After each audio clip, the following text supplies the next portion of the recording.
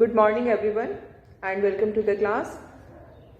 We are doing the previous year questions and according to your revision test syllabus in paper 1 there will be two chapters है ना.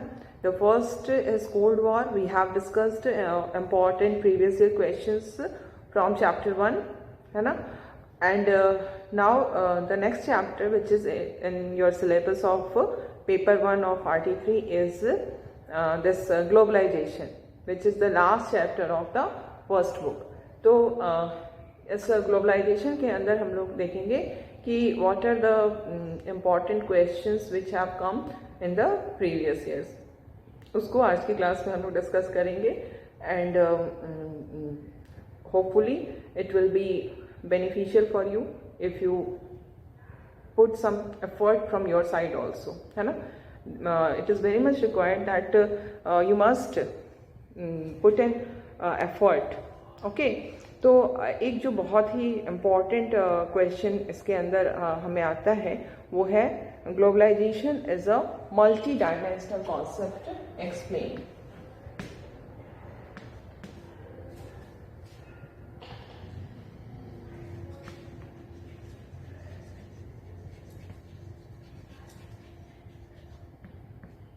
Globalization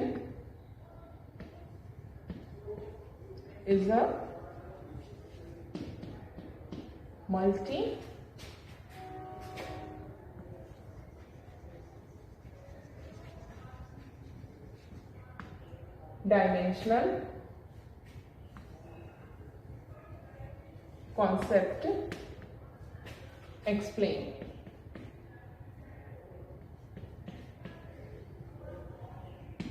इसमें हमें जो globalisation है उसके जो डिफरेंट डायमेंशंस हैं उसको हमें एक्सप्लेन करना है. डायमेंशन को ही एस्पेक्ट भी कह सकते हैं. ये क्वेश्चन ऐसे भी आ सकता है, मतलब words you must understand the words कि explain the different aspects of globalisation. तो उसमें भी सेम होगा, dimension and aspects both are same. तो डायमेंशंस में हमने डिस्कस किया हुआ है कि इसके तीन मेन डायमेंशंस होते हैं, economic globalisation, cultural globalisation and political globalisation. तो इकोनॉमिक ग्लोबलाइजेशन के अंदर जो सबसे इम्पॉर्टेंट चीज़ें आती हैं वो ये होता है, इसमें फ्लो ऑफ गुड्स होते हैं, फ्लो ऑफ कैपिटल होता है. और वी हैव सीन कि जो flow of goods and Capitals है वो पहले क्या था, बिफोर ग्लोबलाइजेशन ये चीज़ें इन पर बैरियर लगे हुए थे. हर कंट्री ट्रेड बैरियर्स लगा के रखा था कि एक्सपोर्ट इम्पोर्ट जो था वो बहुत ही ईजिली नहीं होता था, उस पर बहुत हेवी ड्यूटी लगाई जाती थी. और उसके पीछे जो रीज़न था वो प्रोटेक्शनिज्म का एक कॉन्सेप्ट था, जिसकी हमारी कंट्री ने भी उसी को अडॉप्ट किया था कि बाहर से जो चीज़ें आ रही हैं, इंपोर्ट हो रही हैं, उन पे हैवी ड्यूटी लगा के उनके प्राइस को बढ़ाना ताकि जो डिमांड है वो उनका कम हो जाए और जो अपने कंट्री की डोमेस्टिकली प्रोड्यूस्ड गुड्स हैं उनके डिमांड बढ़ जाए. तो ये चीज़ें जो ग्लोबलाइजेशन, जहाँ पर हम इकोनॉमिक ग्लोबलाइजेशन की बात करते हैं वहाँ पर इसको पूरी तरह से अब एंड हो गया. ग्लोबलाइजेशन का यही मतलब है कि जो ट्रेड बैरियर्स थे वो बैरियर्स हटा दिए गए हैं. जो इम्पोर्ट और एक्सपोर्ट ड्यूटी लगा करके बैरियर्स लगाए जा रहे थे वो एंड हो गया है. फ्लो ऑफ कैपिटल बहुत ईजिली, फ्लो ऑफ गुड्स बहुत ईजिली हो रहा है. Not only flow of goods but flow of capital is also very important. और फ्लो ऑफ कैपिटल में हम क्या देख रहे हैं कि जैसे FDI जिसको हम कहते हैं फॉरेन डायरेक्ट इन्वेस्टमेंट, वो उस पर भी जो रिस्ट्रिक्शंस लगाती थी कंट्रीज, वो सारे रिस्ट्रिक्शंस अब खत्म हो गए हैं. तो this is economic globalisation. Then हम देखेंगे कल्चरल ग्लोबलाइजेशन, जो दूसरा एस्पेक्ट है, जो दूसरा डायमेंशन है ग्लोबलाइजेशन का. तो कल्चरल ग्लोबलाइजेशन का मतलब ही होता है कि जो आइडियाज़ हैं वो स्प्रेड कर रहे हैं और एक जगह पे जो कुछ भी थिंकिंग है, जो कुछ भी आइडियोलॉजी है वो एक जगह की दूसरी जगह स्प्रेड हो रही है. और इसके कारण क्या हो रहा है कि पूरी की पूरी दुनिया जो है उसका अगर हम कल्चर देखें तो कल्चर में बहुत सारी यूनिफॉर्म जो एलिमेंट्स हैं वो हमारे कल्चर के अंदर बढ़ते जा रहे हैं. और इसी को हमने होमोजेनाइजेशन का भी एक्सप्लेन किया था. तो इसमें कल्चरल ग्लोबलाइजेशन का यही मतलब होता है कि जो कल्चर का एक्सचेंज हो रहा है, and because of this exchange of culture एक नया कल्चर जो है वो सामने आता है। ठीक है, यहाँ पर जब हम इसके एस्पेक्ट को डील कर रहे होते हैं तो हमें निगेटिव में नहीं जाना है, हमें इनके बारे में simply we have to say about it, है ना।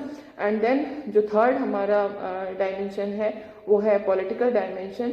तो पॉलिटिकल डायमेंशन में ग्लोबलाइजेशन के अंदर यही हो रहा है कि हर कंट्री इस चीज़ को देख रही है कि जो स्टेट है उसके पावर्स में कमी आ रही है, डिसीजन मेकिंग जो स्टेट का है अब वो उतना अपने हिसाब से चीज़ों को नहीं कर पाती है। एमएनसीज सामने आ गए हैं, एंड जो वेलफेयर एक्टिविटीज़ थी उस पर भी बहुत सारे रोक लगे हैं। अब जो गवर्नमेंट है उसके काम लिमिटेड हो गए हैं। गवर्नमेंट इंसान की हर लाइफ के हर एस्पेक्ट को टच नहीं कर रही है। तो ये इसका तीनों एस्पेक्ट हमारा है। तो जो आंसर होगा आपका उसमें 3 सब हेडिंग्स के साथ ये आंसर होगा। First of all you have to introduction आपका स्टार्ट होगा सबसे पहले, है ना। इस इंट्रोडक्शन में हम क्या देंगे, इंट्रोडक्शन में हम बताएंगे कि ग्लोबलाइजेशन है क्या, व्हाट इज ग्लोबलाइजेशन, और उसके बाद नेक्स्ट हम बताएंगे कि ग्लोबलाइजेशन के 3 एस्पेक्ट है या 3 डायमेंशन है, and these are economic,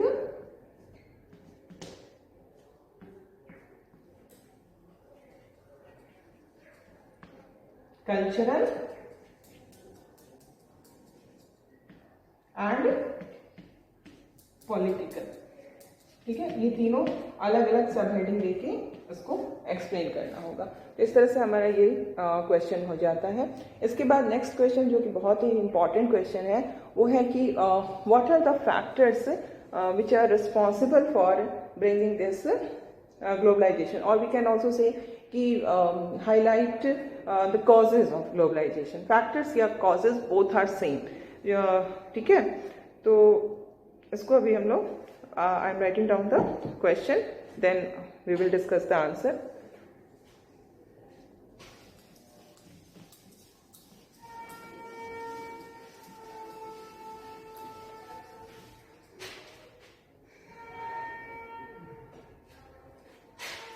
Question 2.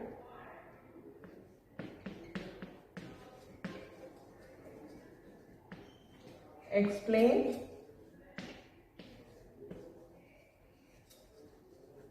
the factors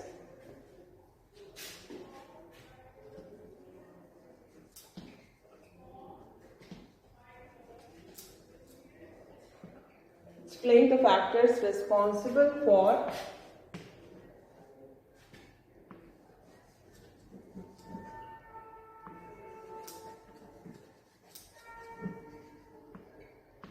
globalization.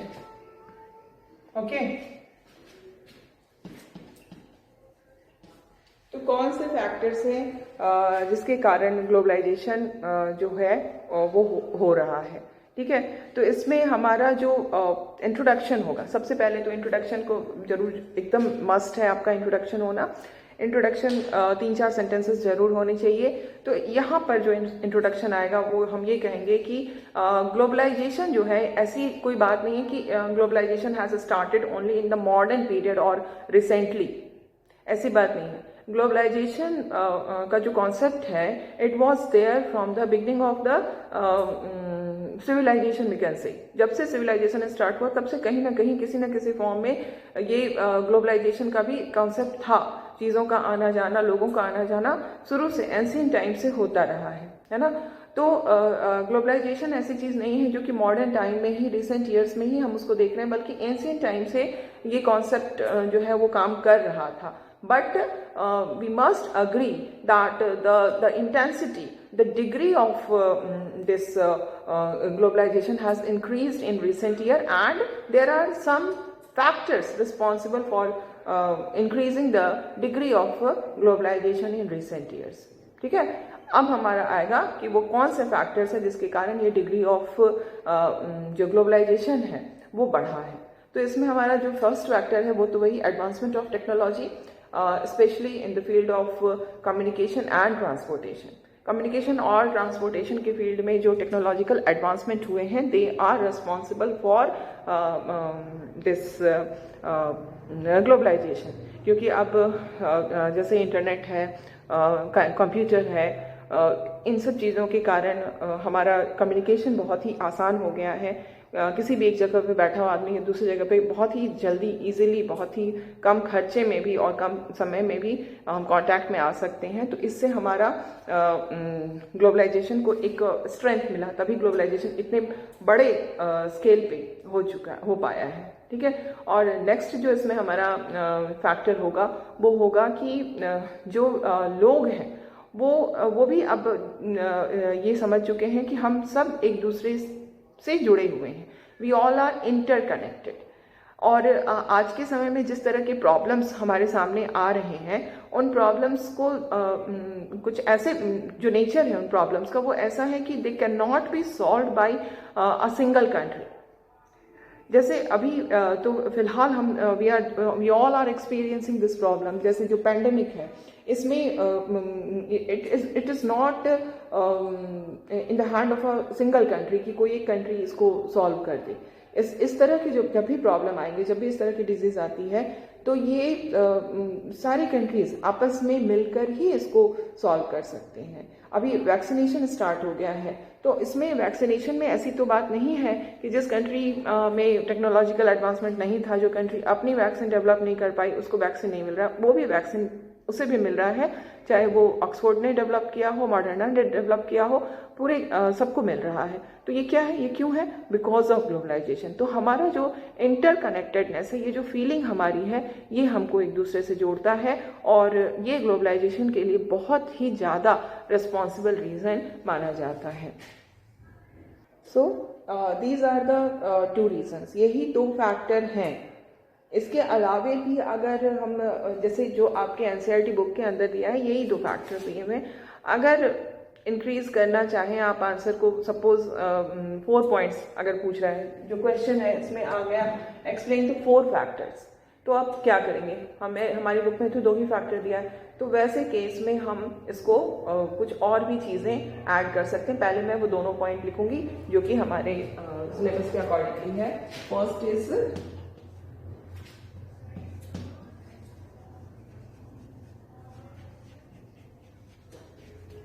advancement in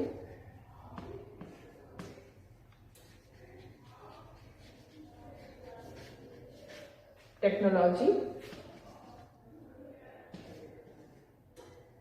especially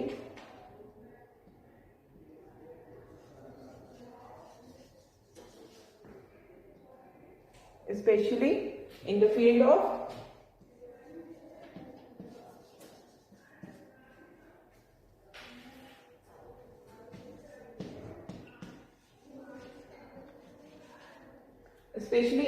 of communication and transportation.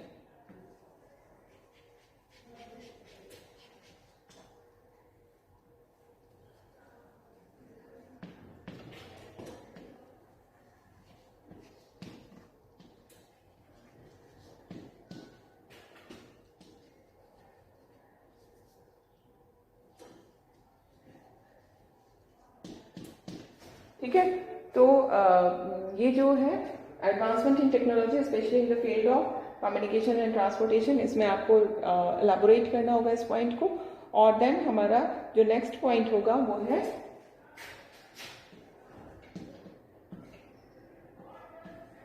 Recognition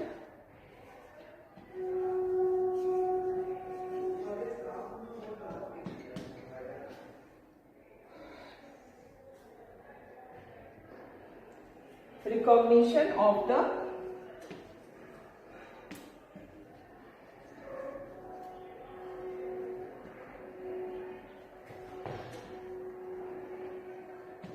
interconnection of the people। लोग जो हैं वो इंटरकनेक्टेड हो गए हैं। ठीक है। तो ये 2 मेन फैक्टर्स हमारे हैं। इसके अलावा अगर एक अदर फैक्टर्स भी अगर हमसे पूछा जाए तो हम उसमें लिख सकते हैं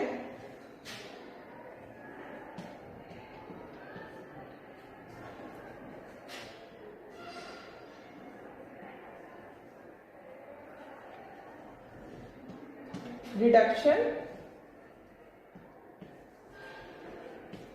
in the trade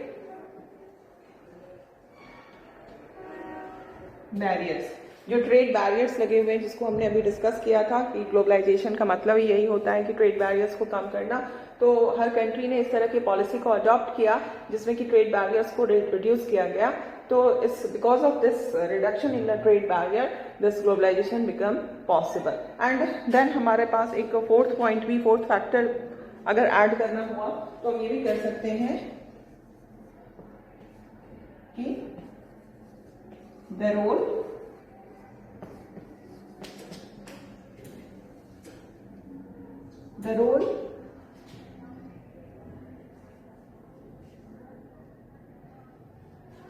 played by World Bank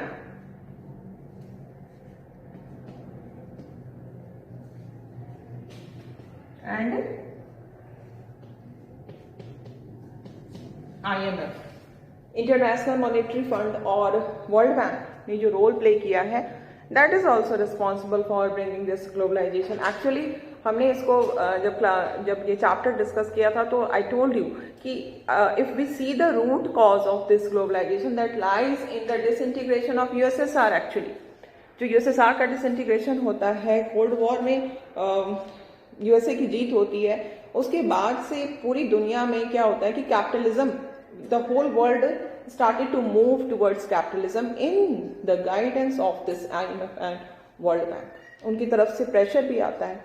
ऐसा नहीं है कि हर कंट्री अपने मार्केट को ओपन करने के लिए बिल्कुल तैयार होती है। ऐसे बहुत सारी कंट्रीज थे जो अपने मार्केट को बिल्कुल भी ओपन नहीं करना चाहते थे, but they were under the pressure from the world bank and IMF to open their economy, to open their market. तो ये भी एक फैक्टर हो जाएगा, बट इसमें भी आपको बहुत नेगेटिव में नहीं जाना है। ठीक है, तो इस तरह से ये हमारा आंसर प्रिपेयर हो गया। अब हम नेक्स्ट क्वेश्चन की तरफ देखेंगे। This is also a very important question which is asked in so many years. The question is explain any two positive and two negative effects of globalization. तो आपको दो पॉजिटिव और दो निगेटिव इफेक्ट बताना है ग्लोबलाइजेशन का।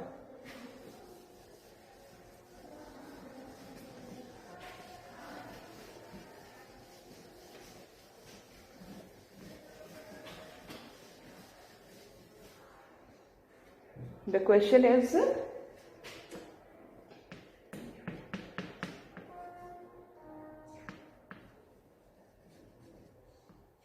explain any two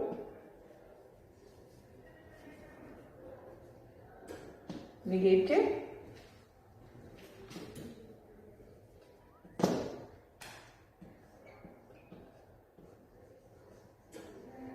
and positive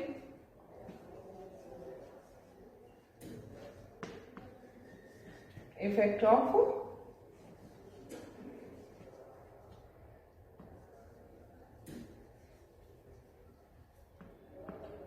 globalisation.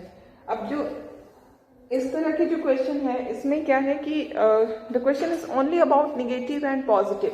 The question is not particularly about the negative economic impact और negative cultural impact, ये कुछ भी नहीं है। वो बस आपसे नेगेटिव और पॉजिटिव पूछा। तो इस तरह के जब क्वेश्चन है तो इसमें हम कुछ भी दे सकते हैं। नेगेटिव में हम कल्चरल भी दे सकते हैं और इकोनॉमिक भी दे सकते हैं। तो ज़्यादा बेटर यही होगा कि जब दो नेगेटिव पूछ रहा है तो एक नेगेटिव हम इकोनॉमिक दे देंगे और एक नेगेटिव हम कल्चरल दे देंगे। इसी तरह से दो पॉजिटिव इफेक्ट जो पूछ रहा है इसमें भी हम कल्चरल और कल्चरल का जो पॉजिटिव है और इकोनॉमिक का जो पॉजिटिव है उसको देंगे, बिकॉज ये दो डायमेंशन जो है ना वो ज़्यादा इंपॉर्टेंट है। अगर हम ग्लोबलाइजेशन के कॉन्सेप्ट को देखते हैं तो ये कल्चरल और economic dimensions are more important. तो इसलिए जब दो पूछा जा रहा है विदाउट एनी पार्टिकुलरली कोई डायमेंशन के बारे में नहीं है तो उसमें हमें कल्चरल और इकोनॉमिक को ही इंक्लूड करना चाहिए। तो कल्चरल अगर हम देखें तो नेगेटिव इकोनॉमिक इम्पैक्ट क्या है? निगेटिव इकोनॉमिक इम्पैक्ट यही है ग्लोबलाइजेशन का कि it is beneficial only for the richer section of the society. ठीक है, आप इसको एक्सप्लेन कर देंगे। इसको एक्सप्लेन हम इस तरह से करेंगे कि स्टेट का जो रोल है वो कम कर दिया गया है। जब स्टेट का रोल कम कर दिया गया तो जो सोशल सिक्योरिटी स्टेट की तरफ से पुअर पीपल को दी जा रही थी, the poor section were given social security by the state, अब वो स्टेट के रोल को कर्टेल कर दिया गया है। तो ऐसे में क्या हुआ, जो पुअर पीपल हैं, जो अपने बेसिक नीड्स के लिए स्टेट्स पे डिपेंडेंट होते हैं, उनकी कंडीशन खराब हो रही है। और ये जो ग्लोबलाइजेशन है, इससे सिर्फ जो फायदा हो रहा है वो एक जो रिचर सेक्शन हमारी सोसाइटी का है, बस only they are getting benefit. ये सबसे बड़ी खामी है। ये सोसाइटी का जो डिवाइड है ना, रिच और पुअर के बीच का, इस डिवाइड को ये और भी वाइड करता है ग्लोबलाइजेशन। रिच को रिच बनाता है, पुअर को पुअर बनाता है। ठीक है, तो ये हमारा निगेटिव इम्पैक्ट हो गया इकोनॉमिक में। अगर इसी को अब हम देखें निगेटिव इम्पैक्ट कल्चरल में, क्या होगा cultural negative impact? Cultural negative impact जो होगा वो ये होगा कि वेस्टर्नाइजेशन जो है वो बहुत ज़्यादा हो रहा है, हमारी कल्चर पे हावी हो रहा है।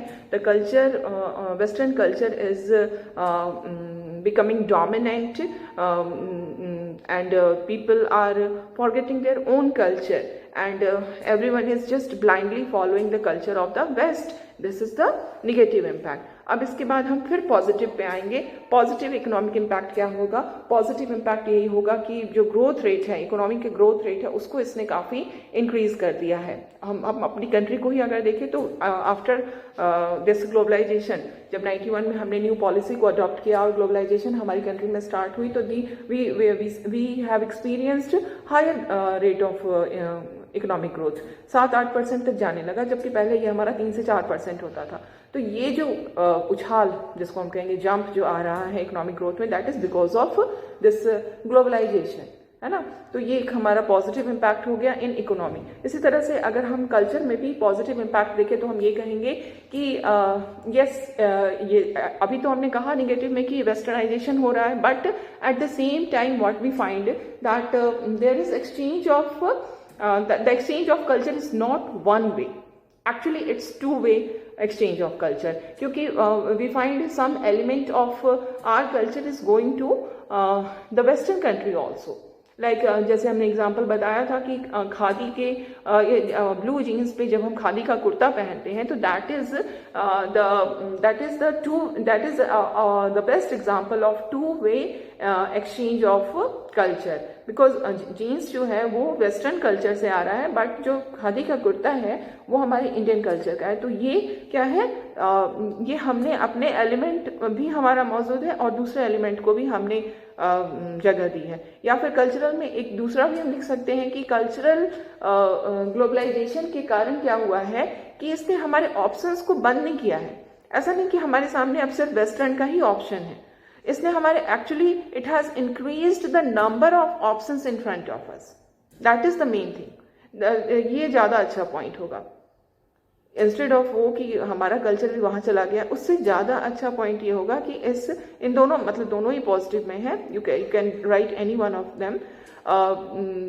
हमारे सामने ऑप्शंस को ये बढ़ा देता है। जैसे हमने देखा था ना कि अगर हम रेस्टोरेंट में जा रहे हैं खाने के लिए, तो ग्लोबलाइजेशन के कारण अब जो हमारे सामने ऑप्शंस आते हैं मेनू में वो बहुत ज़्यादा होते हैं। तो इसने हमारे, ये गलत तब होता वेस्टर्नाइजेशन जब हमारे बाकी के ऑप्शंस बंद हो जाते, केवल वेस्टर्न ऑप्शंस ही हमारे सामने ओपन होते, बट ऐसी बात तो नहीं हुई है। इसने एक्चुअली हमारे नंबर ऑफ ऑप्शंस को बढ़ाया है, तो उस हिसाब से ये क्या है, हमारे लिए पॉजिटिव है। तो यही है इसका निगेटिव एंड पॉजिटिव होगा। तो इसको हम लिखेंगे निगेटिव में जो हमारा पहला पॉइंट होगा वो क्या होगा,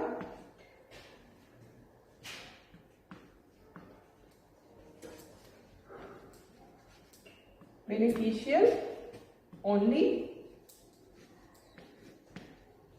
for a small group of people.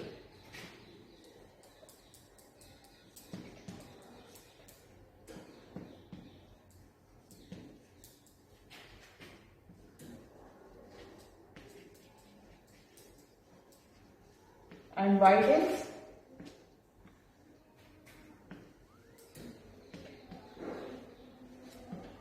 widens the gap between the rich and the poor.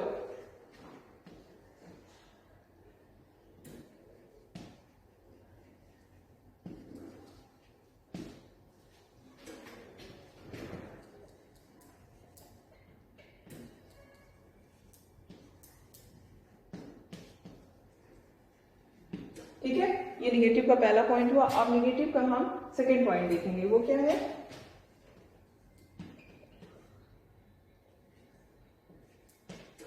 It encourages westernization.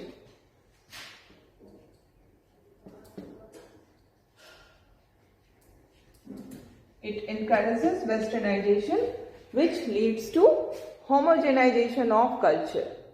है ना, homogenization, you are all aware of all these terms. So it encourages westernization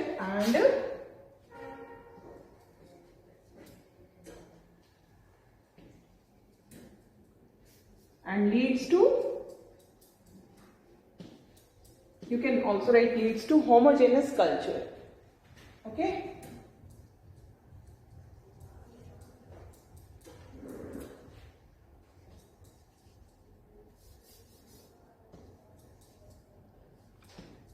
These are the negative points.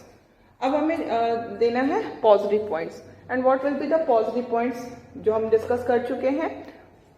Positive में भी एक हमारा economic होगा और दूसरा cultural.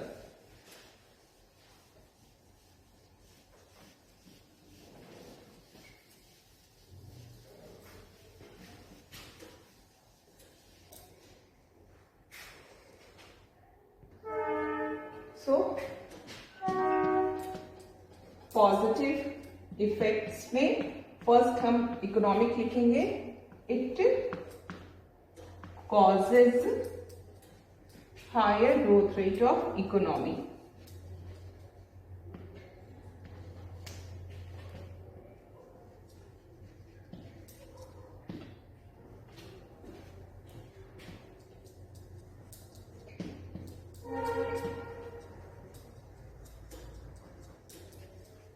Economic का ग्रोथ रेट हाई हो गया है. ठीक है, क्यों हाई होता है? क्योंकि फॉरेन डायरेक्ट इन्वेस्टमेंट आ रहा है, फ्लोज बढ़ रहे हैं, ट्रेड ज़्यादा से ज़्यादा हो रहा है, जॉब अपॉर्चुनिटीज़ बढ़ रहे हैं. तो ऑब्वियसली जब इतनी सारी चीज़ें पॉजिटिव होंगी तो वो ग्रोथ रेट तो आगे बढ़ना ही बढ़ना है. ठीक है. और जो सेकंड हमारा है वो है it increases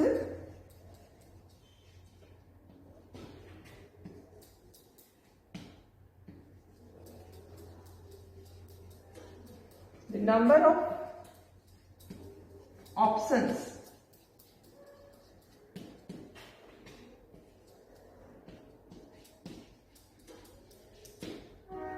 in front of us.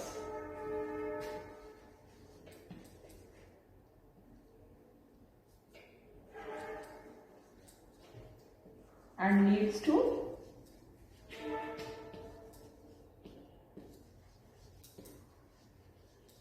heterogeneous culture.